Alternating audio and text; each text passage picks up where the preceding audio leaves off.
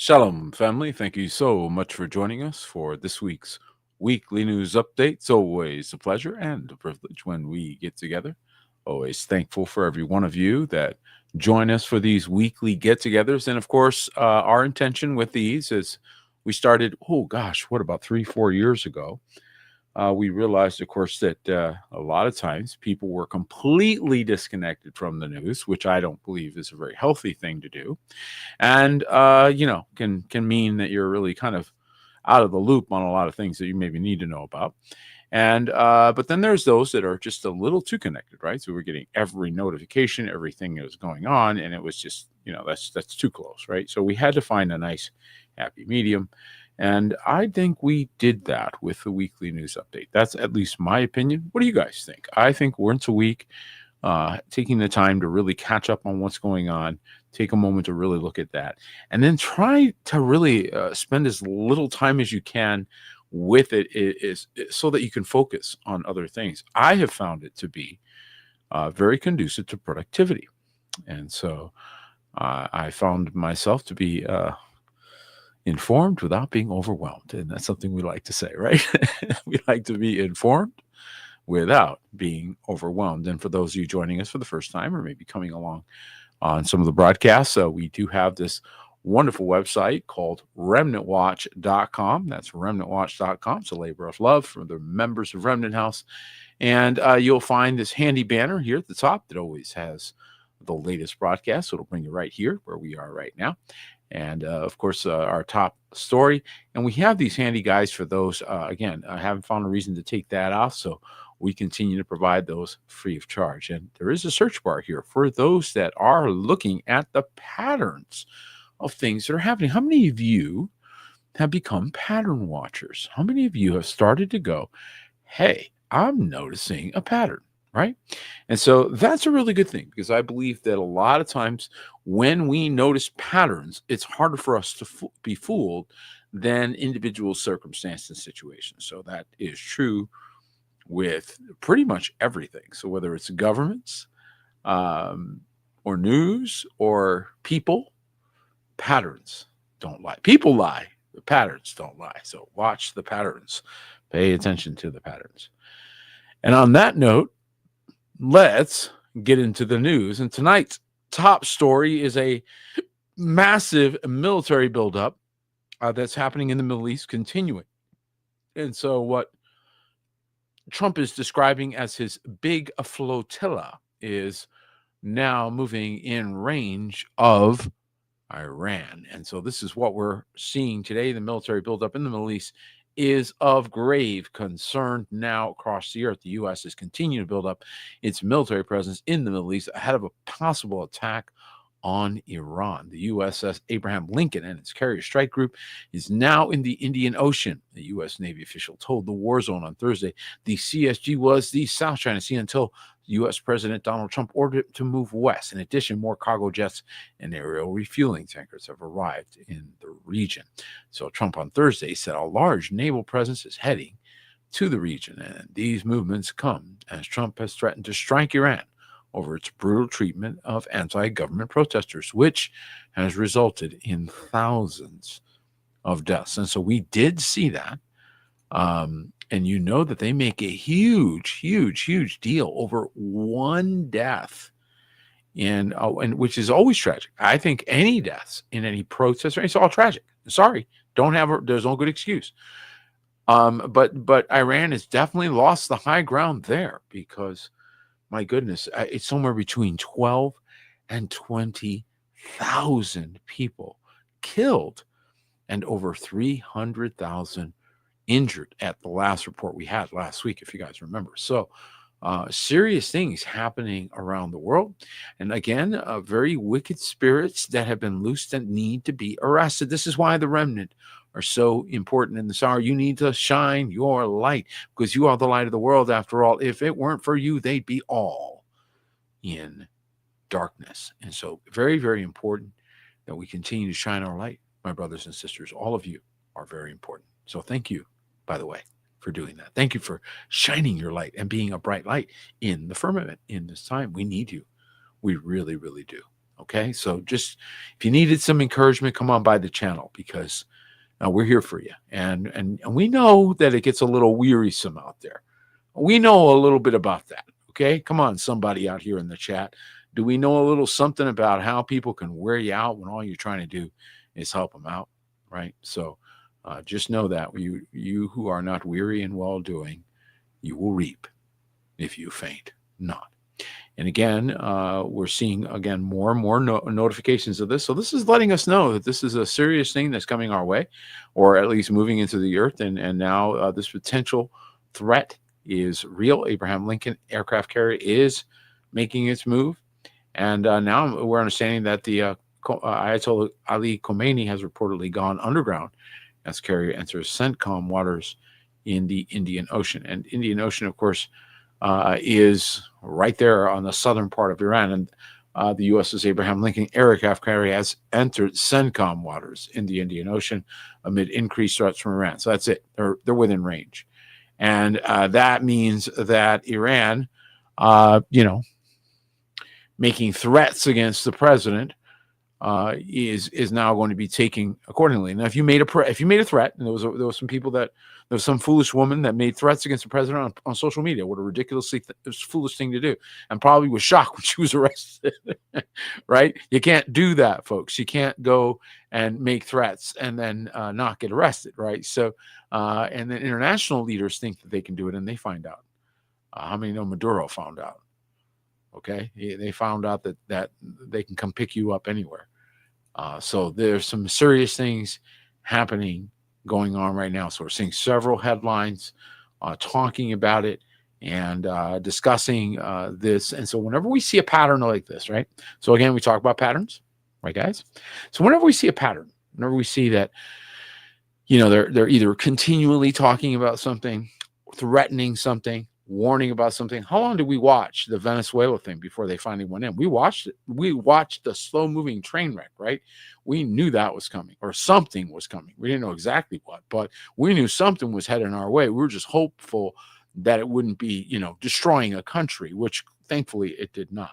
So we can see that when they start to do some of these things, right, guys, they are prepping. And this is scary, because what they're looking like they're prepping to do is some damage in Iran, some real serious damage in Iran. And Iran's already suffered a lot. I mean, again, 300,000 people injured. That they're not dead, but they are in a hospital somewhere. That's a lot of people. Okay, that is a lot of people.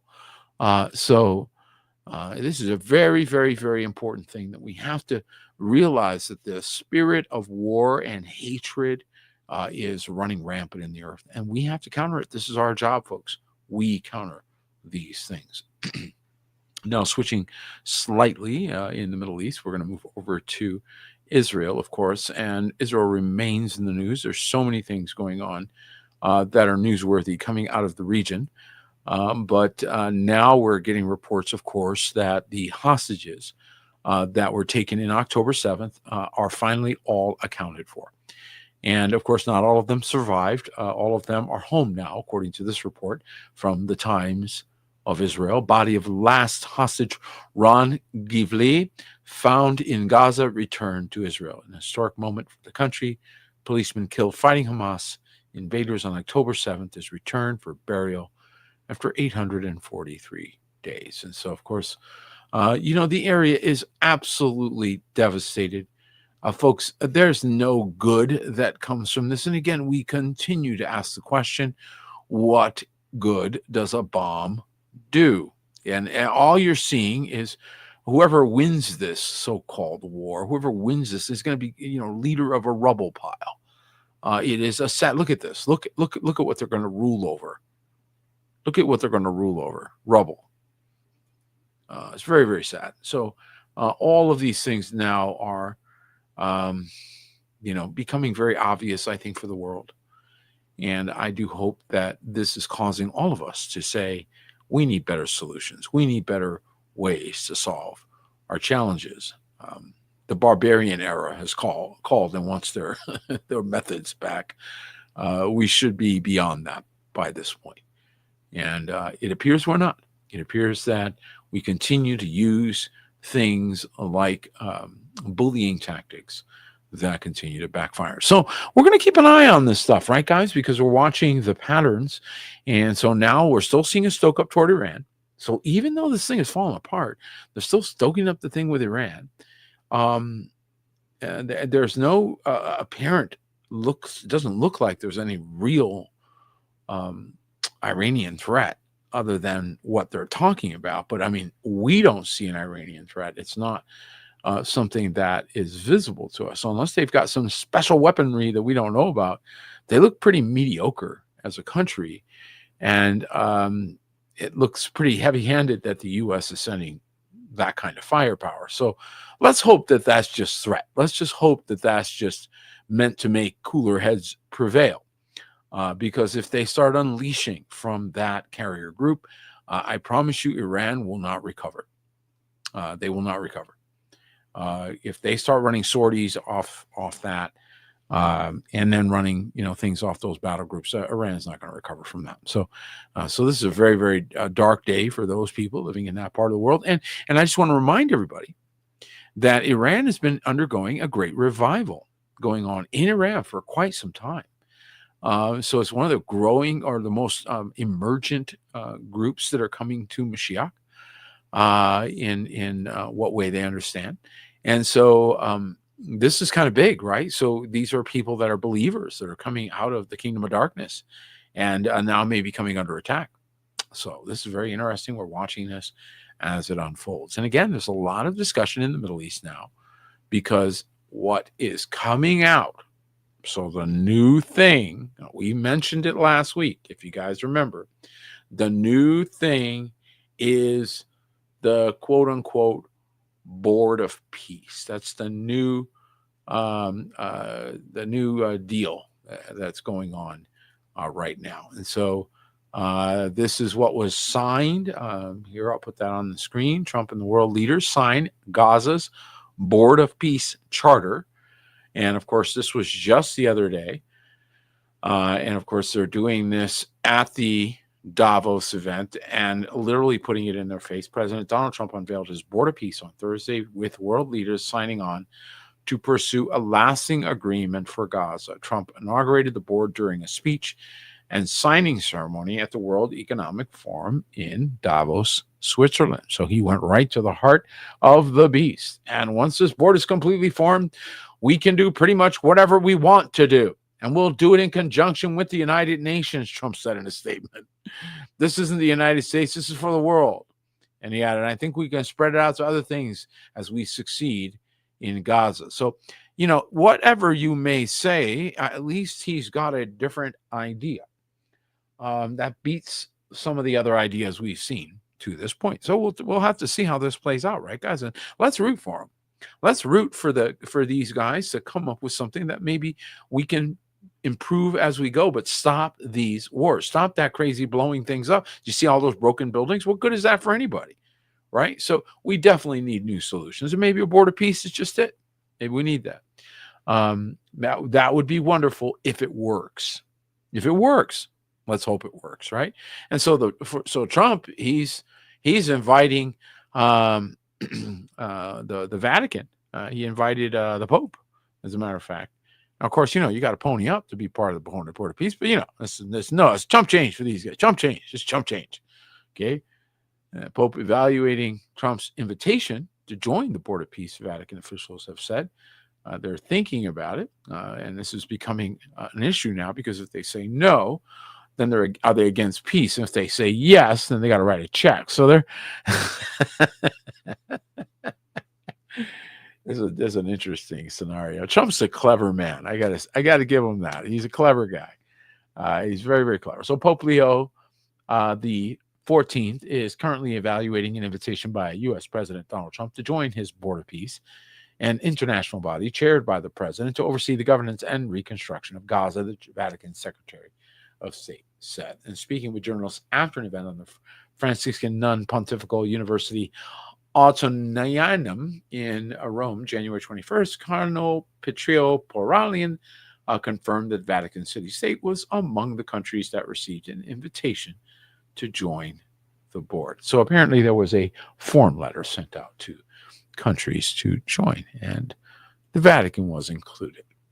So write your check, join the Board of Peace. The Board of Peace. And he even has extended the olive branch to the Palestinian Authority. So Trump considers bringing the Palestinian Authority into the Board of Peace. And the Board of Peace was officially inaugurated on Thursday at an event in Davos.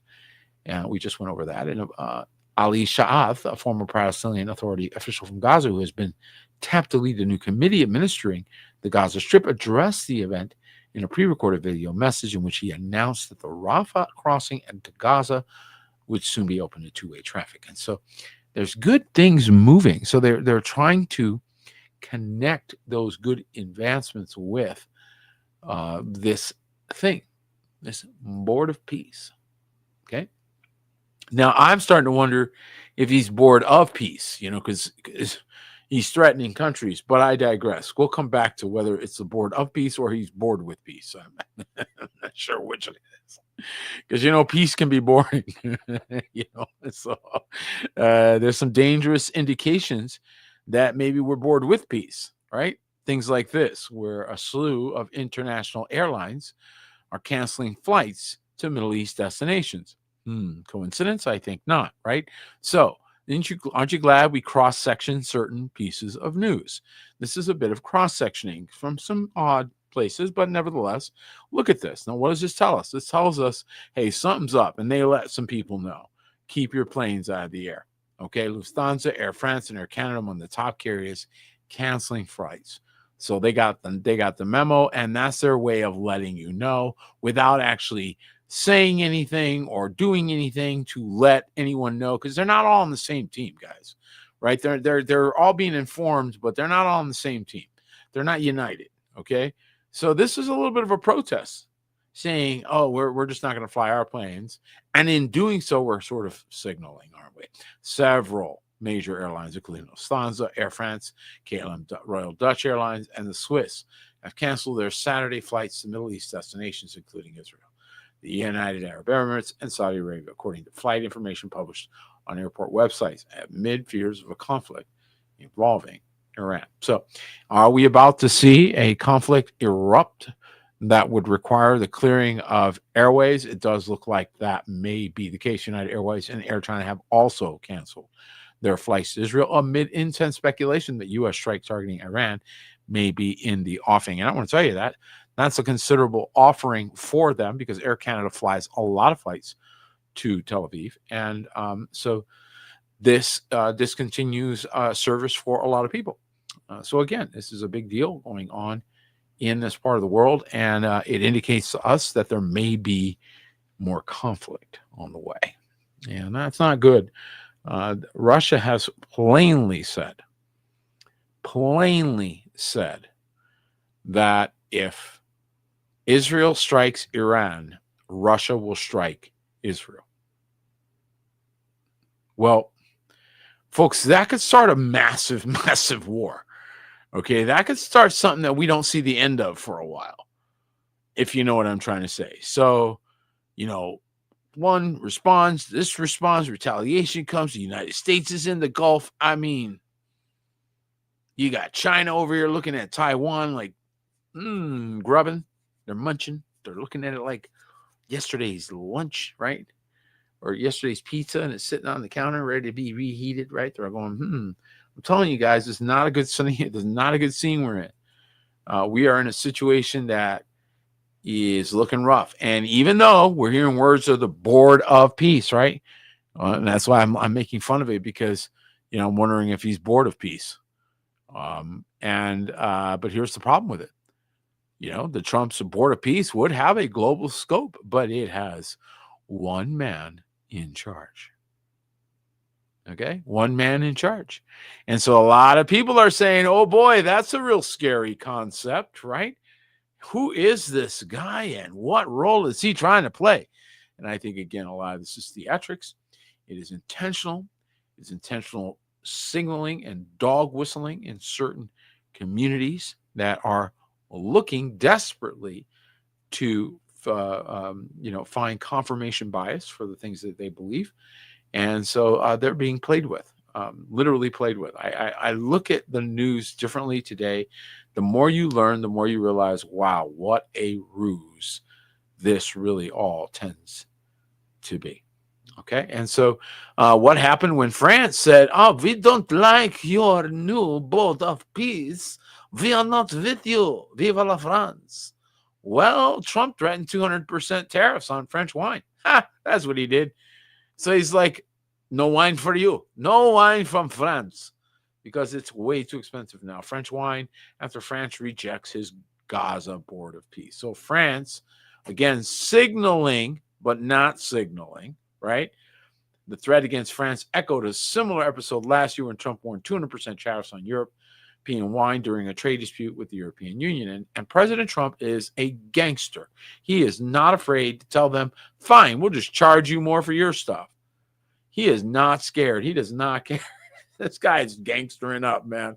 President Donald Trump threatened Monday to impose 200% tariffs on French wine, including champagne, after France declined to join his proposed board of peace. U.S.-led body intended to oversee the ceasefire between Israel and Hamas and supervise Gaza's reconstruction. So meanwhile, the wine producers and the champagne producers in France are saying, what do we have to do with all of this? They're going, wait a minute, I'm not involved in this political nonsense. We're just making champagne. Okay. And now they're being used as political footballs. Why? Because, well, that's the way this game is played, folks. And this has become an economic conflict worldwide. And if you watch the real weapons of war that are being used, they're economic. They're not kinetic. There's some kinetic. There are, the extraction of Maduro, kinetic. The conflict that you saw in Gaza, definitely kinetic. But where's it going? What's it really setting up? Exactly. So even the kinetic actions are all setting up something else. And that's something that we continue to watch. So they're trying to reshape Europe. And they're trying to get kind of a core going. And one of the things Donald Trump figured out is, I think, and it's just my opinion, guys, I'd love your thoughts, but I think he figured out that the United States was essentially financing Europe's superpower ambitions. And so it was going to create a super competitor. The U.S. was financing its own super competitor. And I mean, it makes a lot of sense to say, well, you guys can go on and do that, but you do it at your own expense. And so this has become now the new, because they became so used to, which tells you something about entitlement. They became so used to the things that we're getting from the Americans that they thought of them as entitlements, as things they were entitled to. And they're finding out, no, they're not. So this is becoming quite the confrontation. Very interesting. And I'm watching them behave like spoiled brats. And again, if you're a grown up in the room, you know what a spoiled brat is. And that's what you're seeing. You're seeing some very, very odd behavior. And so they had plans, of course. They had their own ambitions to turn Europe into the new superpower. Okay, so they wanted to, create this super conglomerate, but it's not working. EU leaders striving to quell their quarrels and grow into a geopolitical heavyweight, but it's not working. And the reason why, again, this is behind a paywall, but the emergency summit is being put together because their new world order is falling apart.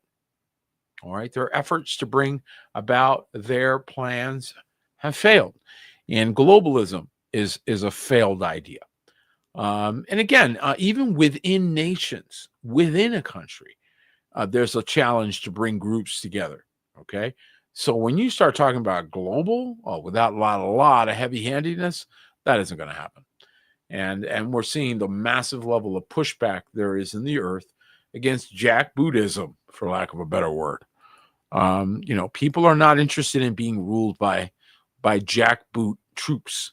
This is a concept we've already seen the end of, and I believe that is changing. And that is why I believe we're seeing the slow erosion of support, and some of it not so slow, of world organizations attempting to control or govern the whole world. And it's very difficult to even think like that, but yet there are organizations that do. And so the United States, just this last week, did pull out of the WHO, the World Health Organization, which I believe was a good move for the citizens of the United States. And here's what that means for the public. And so, again, if you read Time's left leaning, so they're going to make it sound like there's a terrible tragedy that has occurred and we really needed to be part of the World Health Organization. And no, you didn't.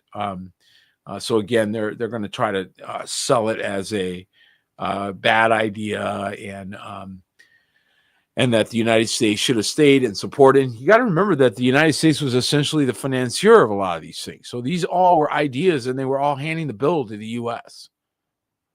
Okay, all of them handing a bill to the U.S. Public, the PBS went out of business. Why? Well, they really weren't getting the support they were pretending. Remember, they were all, had these ads at the end of all their broadcasts, supported by this foundation.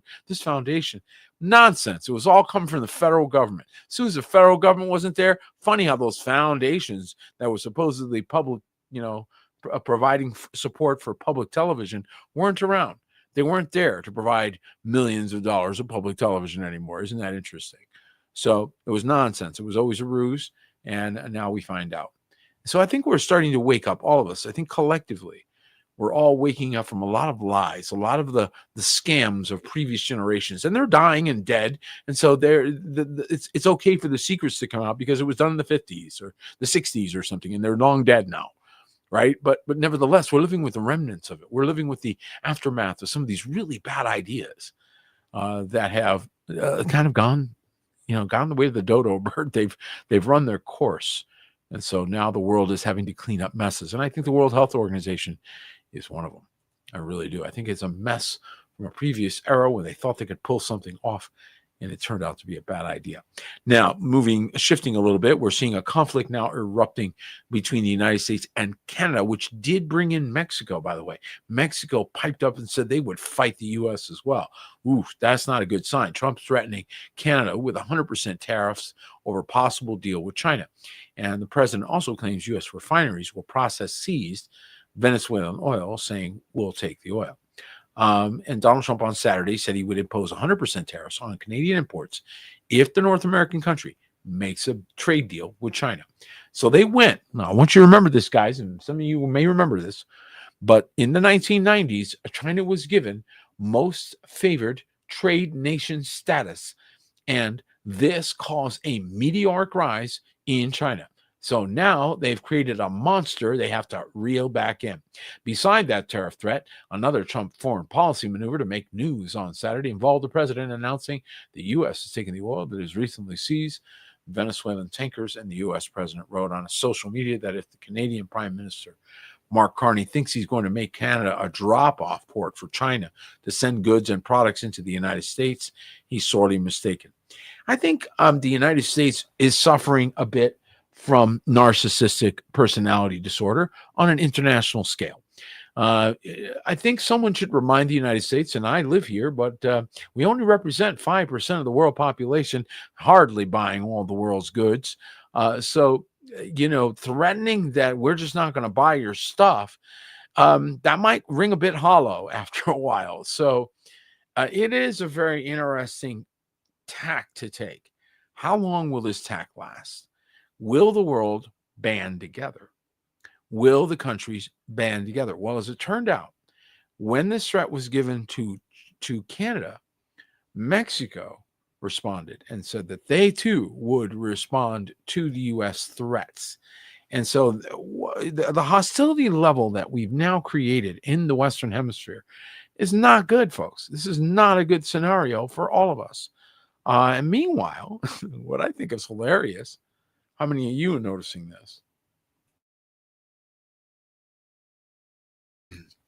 Russia's got to be cheering the growing NATO rift over Greenland. So they're just thinking, this is just great. You guys should fight. Yeah, why don't you guys fight? Russian President Vladimir Putin has sought to undermine NATO for nearly 2 decades. Now, as President Trump pushes to control Greenland, Moscow's just cheering from the sidelines because it sounds like you're basically doing their work for them. But I think there's more to Greenland than meets the eye. Kremlin spokesman Dmitry Peskov appealed to Trump's ego this week as the president pressed his pursuit of the Arctic island by resolving the issue of Greenland's annexation. Trump will undoubtedly go down in the history books, and not only in the history of the United States, but in world history. And that it would be true. If the United States acquires Greenland, it would be a geopolitical move that would go down in history books. So he's right. That would not be something that would be forgotten, not certainly anytime soon. And so is this a good move? It doesn't sound like it. Well, it sounds to me like, what do you guys think? It sounds like Greenland doesn't want to be Americans. And it doesn't sound like they want to be anything. However, I don't think they also have the military strength to stand up against the United States. So obviously it is there for the taking. However, that would be very bad. And there's already been threats, even in the Republican Congress, that this would lead to an impeachment. We're going to watch this with great interest to see how far will they go. How far is this really going? And right now, clearly Denmark is taking it quite seriously because they're ramping up defenses in Greenland, and they're probably going to send more than the 28 we talked about and laughed about last week. Denmark ramps up defenses in Greenland as Trump zeroes in on control of the territory. Substantial contribution of troops arrived in Nuuk and Kongersluuk, I can't ever pronounce these words, after Trump said Denmark cannot protect that land from Russia or China. And so it's true. They could never sustain a assault. Denmark on Monday ramped up its military presence in Greenland, deploying extra troops on the strategic Arctic territory, escalating tensions with President Donald Trump. So will Greenland become part of the United States? I don't know.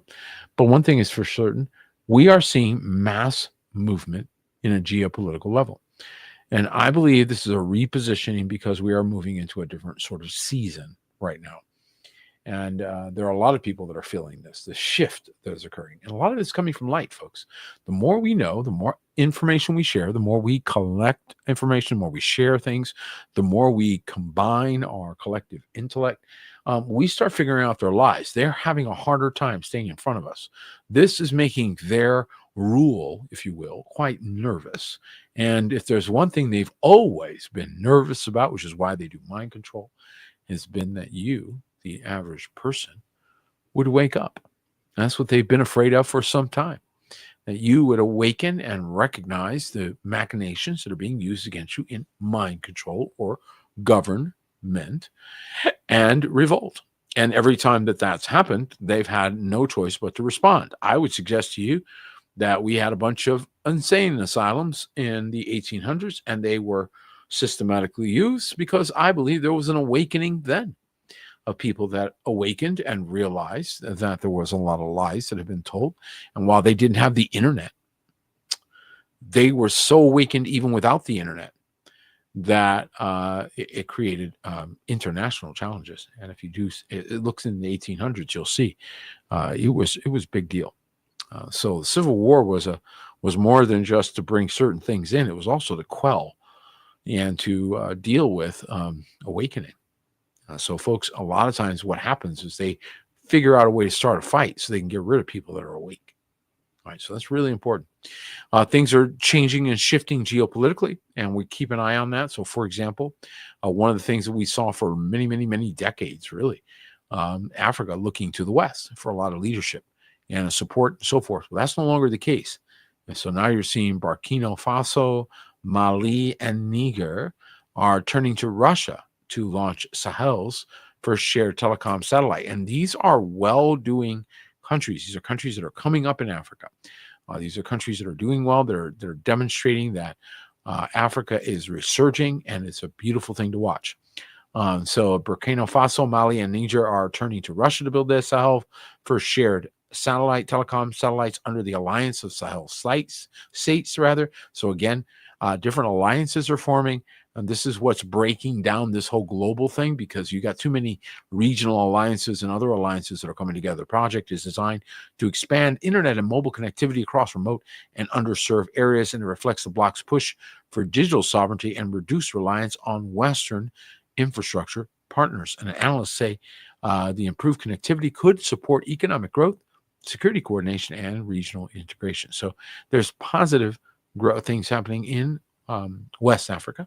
And I do believe that that's actually a really good sign, because the more people start to realize that, no, you got to stop thinking that the Americans or whoever are going to just come and save the day.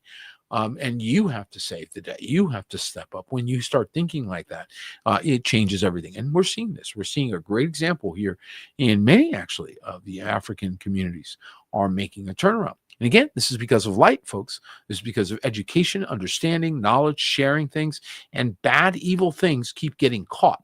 When they can't get away with it, they're going to have no choice but to start looking for alternatives. So are we coming into an age of light where the wicked are exposed or revealed by the brightness of the king's coming? Let's pray so, because I believe we've all had enough of watching darkness rule the earth. And what started to happen in the United States, and some are really questioning this particular storm. So I will say, I agree with you, certain suspicious things about these storms, but nevertheless, cold came in, and we do need to pray for the homeless, because I got to tell you, I don't know how they survive some of these things, and maybe that was the intention. I don't know, but there was a catastrophic storm that went from Texas to the Carolinas. Many of you have already experienced a lot of that, because this was the middle of last week. So you can already testify that this report was in fact accurate, and that there was a massive amount of unrelenting freezing temperatures in the nation's northern tier that would set the mark, if you will, and start arriving throughout the country. And so we did see that. We saw some severe cold that is causing damage throughout the eastern part of the United States. Tree exploding has become now a thing that now videos are coming out, because trees are exploding. The extreme cold, it reminded me of that one movie, The Day After Tomorrow or something like that, where, they had that extreme cold event. And that reminded me of that, now it's very serious. And remember, guys, it would not be that surprising for me to see a mass migration event at this point, because of the amount of reaction we're seeing on the earth, plus these other factors, these war factors and other factors that are contributing. So certainly stay on your toes, right? Stay awake, folks. Stay awake, stay aware. So very, very interesting thing. And Paul, thank you so much for sharing that, brother. I did not see that. So brother Paul Brackett has just shared that a report is showing that 28 so far. Thank you so much, brother, for sharing that. 28 so far have died from this storm that we know of, according to that report. So again, thank you for that, brother. And do we even know the potential impact? I don't know. I saw a story of a man that had picked up a woman that was just sitting on the side of his building, and somebody had alerted him, and he picked him up, and she was stiff. Like, he had to pick her up and bring her inside, and probably save that person's life. And so I think a lot of people are dying. I think it's very, very scary out there, folks. So continue to be aware and be compassionate to those that you have opportunity to be a berakah to. It is a difficult time in the earth. And a lot of people were maybe not overreacting. I don't know. It depends on your perspective, but they certainly were reacting to this situation by clearing out things at Trader Joe's. So I don't know if you guys have seen this, but I'll close this again with the ads, these guys, I tell you. But yeah, they wiped out. I was looking at some of these pictures. Whoa, that was crazy, right? They wiped out a Trader Joe's. And this happens a lot, guys. And this is one of the reasons why you have to be really careful with this sort of just-in-time inventory thought process that we've all bought into in our American Western society, and that puts us at peril in the event of any type of societal disturbance. And so the hazardous cold, of course, was coming in all throughout the Midwest and the eastern part of the United States, and this dramatically affected supply and supply lines. And so, you know what's going to happen.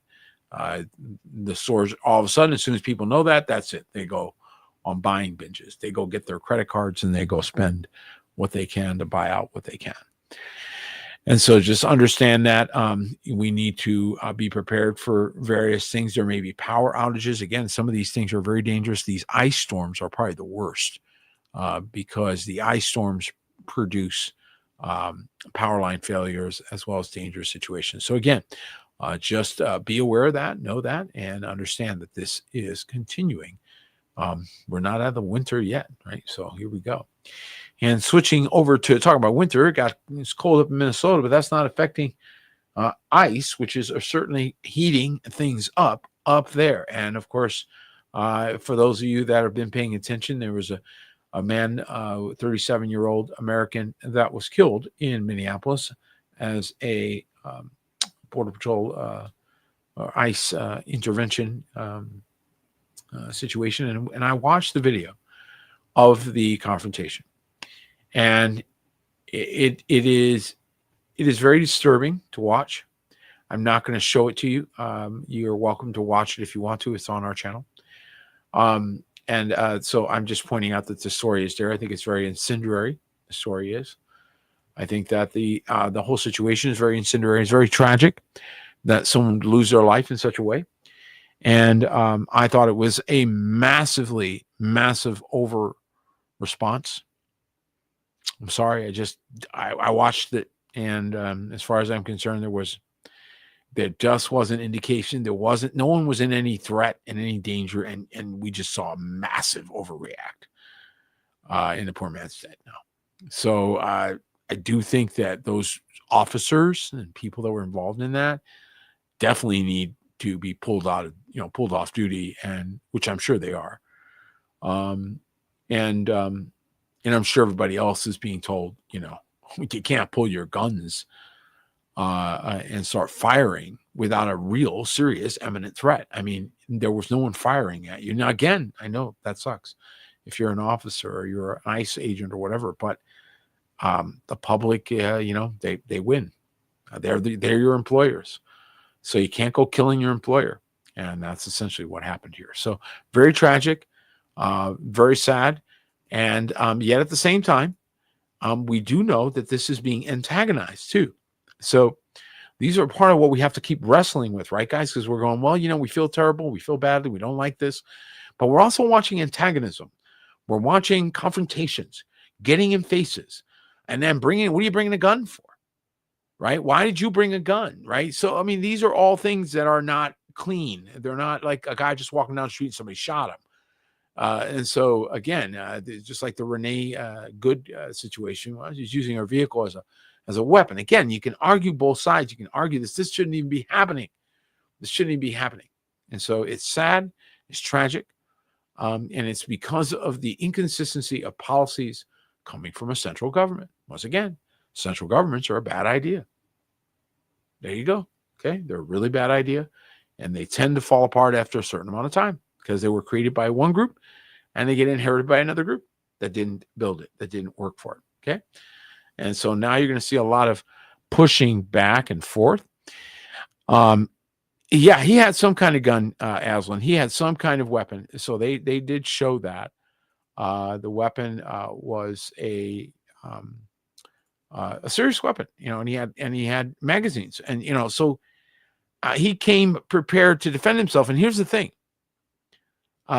if he's there just standing on the side and just holding up a sign saying, I protest, he probably doesn't have a problem. It didn't look like that would have been the case. What it looked like to me was he got himself involved. He got himself intertwined. He got himself entangled. Okay. He didn't stay on the sidelines, so to speak. And when that happened, and then he's bringing a gun with him in his belt, that was a really bad combination. So I'm not justifying what happened at all. I'm not. I think it was ridiculous. I think this whole thing is ridiculous. But I also think it's ridiculous to be going out there with a weapon. And now we already had this argument with the Kyle Rittenhouse. Remember that guy? And the Republicans are calling him a hero. He's walking around with a weapon as well. That wasn't a good idea either. So this is just bad idea after bad idea. Okay. And now groups, depending upon which one is having the bad idea, well, then they have an opinion. No, it's just a bad idea. Not something that got nothing to do with gun rights. It's got to do with what makes sense. And this is why it doesn't make sense to do that. So again, if you're providing security and you're standing, to hold a spot or what have you, that kind of makes more sense.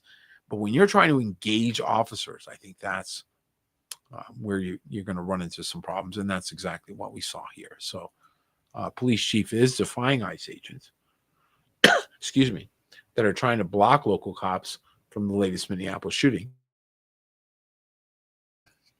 And so they are not in cooperation mode right now. ICE is attempting to block local police officers from the scene after another Minneapolis shooting on Saturday, but the police chief defied their orders. And so he went ahead and sent his people, and the federal agents attempted to demand the city police officers stay away after gunshots rang out on Saturday. But Chief Brian O'Hara refused, the Minneapolis Star Tribune reported. And of course, I think you're going to keep seeing more local pushback against federal power. So this is the kind of confrontation. Again, remember, we had a prophecy in the 1980s from Dimitri Duderman talking about a rebellion or revolution started by the communists inside the United States, and then it would be then that the United States would be attacked. This was a prophecy that was repeated considerably in the 1980s and early 1990s. And also Henry Groover, I remind you of some of the prophecies some of these other guys had. So is there truth to them? We don't know. But we're certainly seeing situations that are leaning in that direction. So, for example, Dimitri Duderman's word, one of the things that I thought was very interesting is the countries he called out. And those countries are not friendly to the U.S. So very interesting things that we're now watching. And yes, Aslan, you are correct. I think it all needs to be ratcheted down. We did see that with conversation that was made public between President Trump and Governor Walz of Minnesota. But nevertheless, I think it might have been a little too late, right? And it took the governor contacting the president, which I think it should have been the other way around. But there's a lot of egos involved here, right, guys? And whenever there's egos involved, we get a lot of petty nonsense. And so I think we're seeing some of that. What do you think? What do you guys think? I'm loving your comments, by the way. Thank you so much. You're making this job a little easier by doing it with me, because I do appreciate your insights. And then, of course, not one to be bashful, Mr. B.O., Mr. B.O. himself, who really should just be quiet off in the corner somewhere. But he decided that he's going to issue a rare political statement condemning the DHS over Alex Preddy's shooting, which was easy, low-hanging fruit, by the way, so it was an easy one to call as Dems rally against the Trump administration. And frankly, that, again, was I just think it was poorly handled. I'm not saying the cops were necessarily wrong. I just think it was poorly handled. And the man shouldn't be dead. So former President Barack Obama directly condemned President Trump for the death of Alex Preddy in Minneapolis, saying this has to stop, accusing his successor of being eager to escalate the situation. Well, I don't know that that's the case. However, I think that there is a lack of fear. There's those in one group that are all afraid of offending groups of people. And that's just not the case in the Trump administration. They don't care if you're offended. They don't care if the Somalis are offended, or the Mexicans are offended, or the Venezuelans are offended, or whoever. They don't care who they offend. They're equal opportunity offender. Trump will offend anybody because he's America first. And so if you're here illegally or on a temporary visa or temporary whatever, and you're taking liberties with that, i.e. using that for fraud in Minnesota, and by the billions, by the way. So if that's how you're financing your Somali community, well, then that's not the same as every other immigrant group. Now, is it? No, certainly wasn't our situation, our experience, and many of us come from immigrant groups. So there's definitely more and more going on. And I do think that this is being stoked. Minnesota ICE official urged protests to remain peaceful amid tensions, quote, like nothing I've ever seen before. So this is definitely being stoked up. So Sam Olson's comments come after Border Patrol agent killed veteran nurse Alex Preddy in a second deadly federal shooting this month. And so they're almost as if they want to provoke a confrontation for the martyr effect, if you will. And so this is horrible, and poor people are being, put out there and stoked on and told, go get them, and it's putting them at harm's way. I felt the same way about President Trump with some of his encouragements and antagonisms in Iran that resulted in 12 to 20,000 people dying and 300,000 plus injured. Careful what you encourage, right? So just saying, maybe that wasn't the right method, right? So there again, We're seeing that now. Tom Homan, those of you who are familiar with Tom, he's the border czar. Tom has been deployed. Trump deploys border czar Tom Homan to Minnesota as ICE operations face violent chaos. And so he's now going to be coordinating with the government there in Minnesota. 2 ICE protesters were killed by federal agents this month as crowds interfere with immigration arrests. And they're not going to stop arresting people who are here illegally. So anybody thinking they're going to do that this Representative Ilhan Omar's not even here illegally, okay?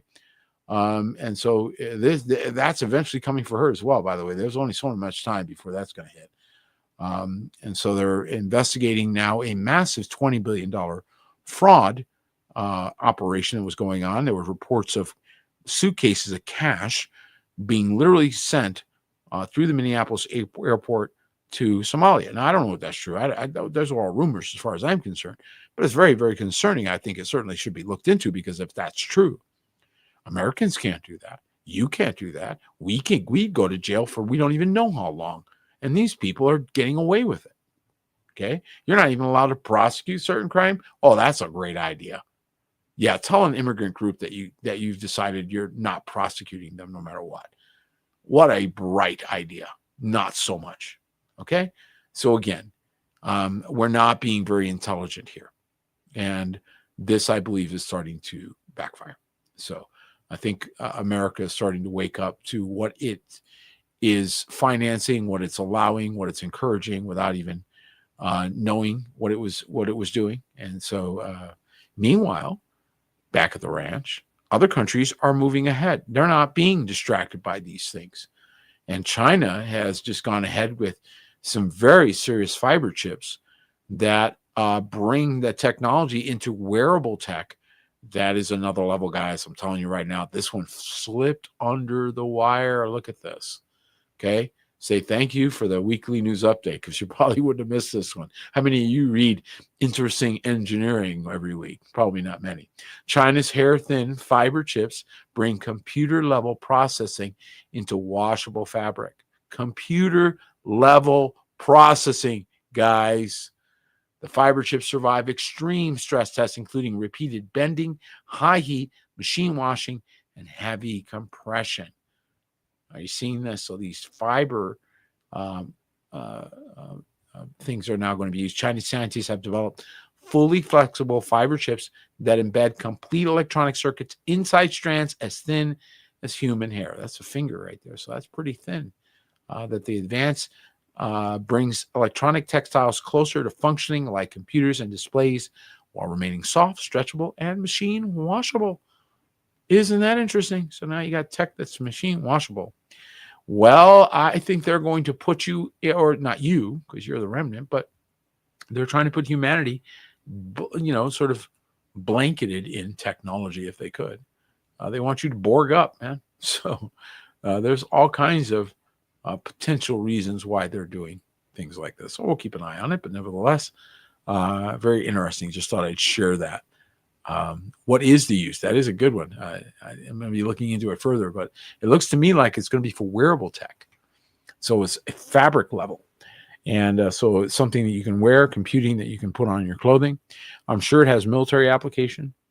It probably has other types of applications. So, yeah. And that's another good question. So a lot of it is synthetic. So there's all kinds of questions now being asked about synthetic fibers and whether or not we should even be coming into contact with synthetic fibers. There's a lot of discussion. A lot of people are really talking about that. Moving back to that Minneapolis discussion and taking a look further, judge in Minneapolis blocked the Trump administration from destroying or altering evidence in the deadly Minneapolis shooting. So there is pushback happening from the bench. So Minnesota officials filed a lawsuit after claiming they were unable to inspect some scenes where a Border Patrol agent was killed. Or killed Alex Preddy. And so a federal judge in Minnesota has blocked the Trump administration from destroying or altering evidence related to a deadly shooting involving a Border Patrol agent in Minneapolis. So there is pushback, and that is coming from a federal judge. That wasn't a state judge. So that was very interesting. That's coming right from the federal bench, and the federal bench is saying, hey, yeah, you can push, but you can't push without law. And so this is the thing is that we have to, again, keep these things accountable. And those that do cross that line because they're afraid or what have you, we understand. But you take a man's life, There's something to be paid there. So that's why this is very dangerous. Again, continue to pray for cooler heads to prevail. Something going on in just an odd story, just coming out of Connecticut.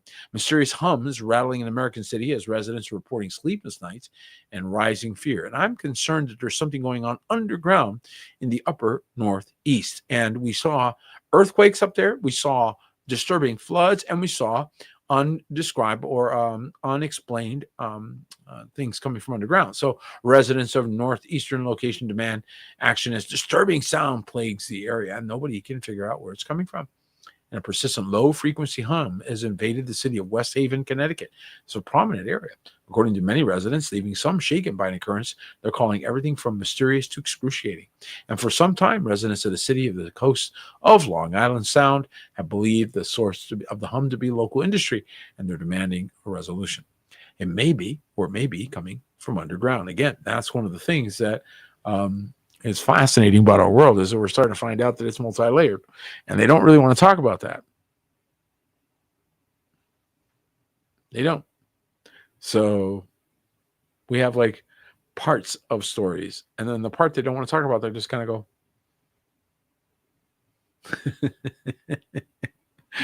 So you got the people that are subsurface dwellers. Not sure how that works, but Eloy or whatever, remember that? The whole two groups. So who knows what's really happening on Earth? Because I'm telling you, the more we learn, the more we're going, this is an odd place. And there's more strange than there is normal. Okay?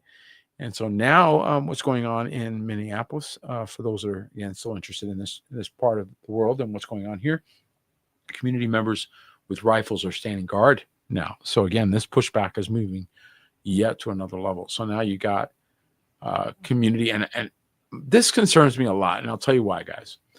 For those of you that know my history, you know I spent a lot of time in Minnesota, a lot of family from Minnesota. And I spent a lot of time preaching up in Minnesota, so I have a heart for this part of the world. This has got to be one of the most per capita armed states in the Union, without a doubt. You probably have more guns in Minnesota than you probably have anywhere else. I mean, if not, it's going to be pretty close. Maybe South North Carolina or something might beat you out, you know, but it's pretty heavy duty, and they like their guns. So, well, if this goes into more confrontation, is not good. Minnesota could become very bloody and very ugly very fast. So this is why it's very important that we don't see this escalate. And because, again, this is an armed people. This is an armed people. So if they decide to make armed conflict, it's going to get ugly. Okay, and a lot of states in the Union are armed, very well armed. So we need to cool this down. They need to bring all of this rhetoric down, because it is causing much consternation. And our last story tonight I want to bring up is something that I found quite disturbing. And I'm going to share with you the story that is being put on the New York Post. So we're being told, again, this is our last story for tonight, a deadly year is on its way. Deadly black tumor cancer diagnoses are predicted to increase by 11% this year. Okay.